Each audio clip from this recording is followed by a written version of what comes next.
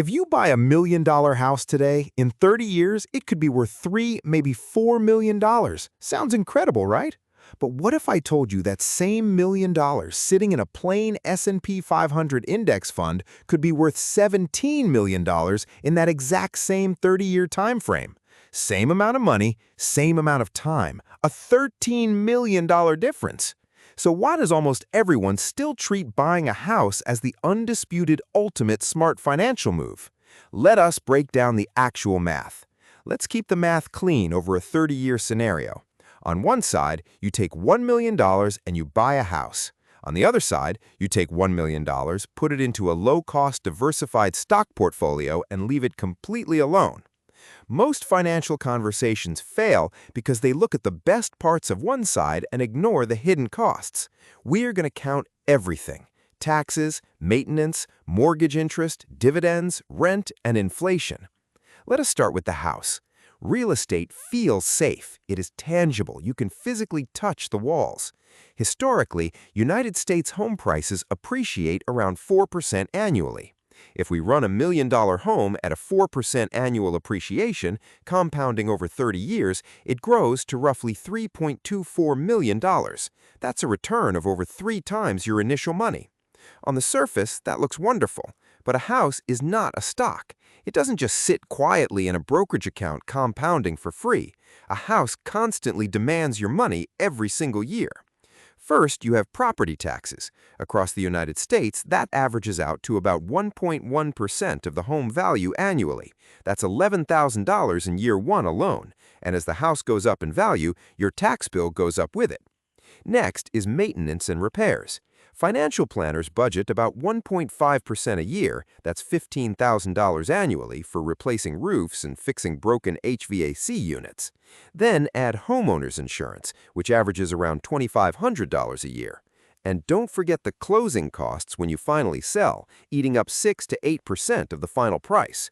When you add all of those costs up over 30 years, you're looking at spending roughly $1 million just to keep the house standing and legal. You could spend nearly as much maintaining the house as you paid to buy it. And if you financed it with a mortgage, say an $800,000 loan at 6.5%, you're paying another $1 million just in interest to the bank. Suddenly, that $3 million future value gets swallowed up by $2 million in maintenance, taxes, and interest. The net gain is a lot thinner than the raw appreciation suggests. Now, let us look at the stock portfolio. The historical average annual return of the S&P 500 since 1957 is about 10%. Even adjusting for inflation, the real return sits around 7%. But let's be conservative. Let's say you only average an 8% annual return. Over 30 years, that $1 million grows to just over $10 million. That is triple what the house grew to, and we have not even factored in the full historical average, which would push you closer to that massive $17 million figure. But stocks have real downsides. The market does not move in a smooth upward line. In 2008, the S&P 500 dropped over 50% from its peak. If you panic during a crash and sell at the bottom, you lock in catastrophic losses. Furthermore, you cannot live inside your stock portfolio. It offers zero physical utility. When you sell stocks, you pay federal capital gains tax of 15 to 20%. Compare that to a homeowner who can often exclude up to $500,000 of profit from taxes if they're married. And perhaps the biggest hurdle for stocks is human psychology. The math only works if you do not touch the money. Most people simply do not have the discipline to watch $1 million grow and not raid the account. So, on paper, the portfolio crushes the house. But saying on paper is hiding a massive flaw in how we have been looking at this. Up to this point, we have been comparing a house you live in to a portfolio you do not live in. They are not the same kind of expense, and once you correct this blind spot, the entire comparison changes. If you choose the stock portfolio route, you still need a roof over your head, which means renting. If rent starts at $3,500 a month and rises 3% yearly with inflation, you will hand over roughly $2 million to a landlord over 30 years. That is $2 million completely gone, building absolutely zero equity. The true portfolio scenario is not just investing $1 million. It is investing $1 million while simultaneously draining $2 million from your other income to pay for housing. We left that massive cost out of the equation. Flip it back to the house. The true house scenario means you spend $1 million plus the million in maintenance and taxes, but in exchange, you get 3 straight decades of housing completely covered, no rent checks. But here is the absolute most critical factor that tips the scales in the real world: leverage. When you buy $1 million house, you do not actually put $1 million of your own cash on the table. You put down maybe $200,000, and the bank fronts the rest. You only have $200,000 tied up in the asset, but the entire $1 million property is appreciating at 4% a year. Your relatively small down payment is riding on the full growth of a massive asset. If the house goes from $1 million to $3.24 million, that is a $2.24 million gain. But you did not make that gain on a $1 million investment. You made it on a $200,000 cash investment. That is an 11 times return on your actual capital. That is the superpower of real estate. Returns look entirely mediocre when you measure them against the full purchase price, but nobody pays the full purchase price. Leverage allows ordinary people to borrow massive amounts of money to multiply their wealth, assuming prices go up. Of course, leverage is a double-edged sword. If housing prices crash, you can end up owing more than the property is worth. So the actual realistic debate is not $1 million house versus $1 million portfolio.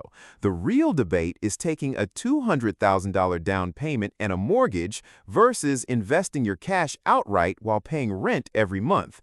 Once you frame it the right way, the gap between owning and investing narrows significantly, and deciding which path to take comes down to 3 very specific questions about your personal life. Question 1.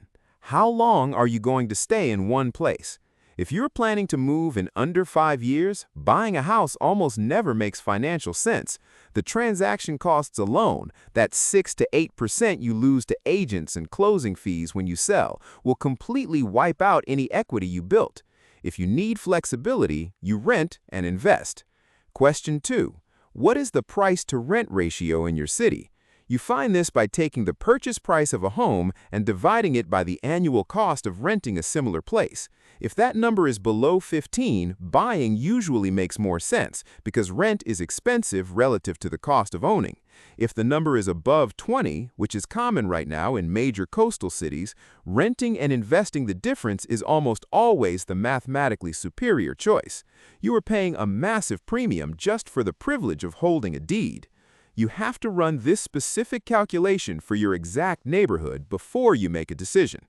Question 3, and this is the one that requires brutal honesty. Will you actually invest the difference? The rent and invest strategy only works if you aggressively and consistently invest the cash you save by not owning a home.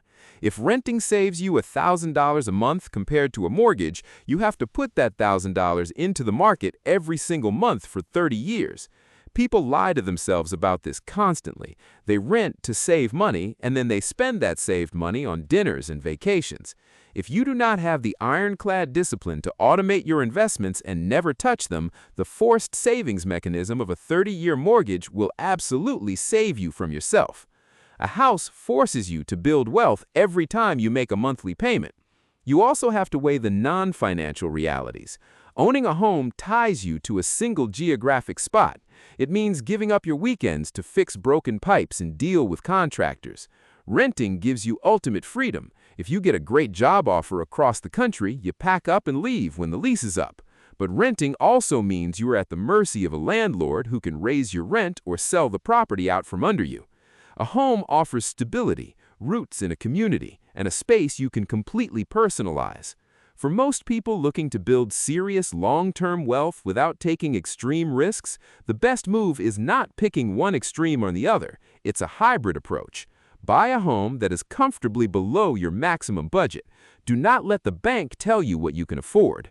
Find a house that costs less than you're approved for, lock in the stability of home ownership, and take the money you saved on a cheaper mortgage and automate it straight into an S&P 500 index fund. You get the leverage and forced savings of real estate, and you still get the compounding magic of the stock market. You don't have to choose between $1 million house and $1 million portfolio. With a little discipline, you can build both.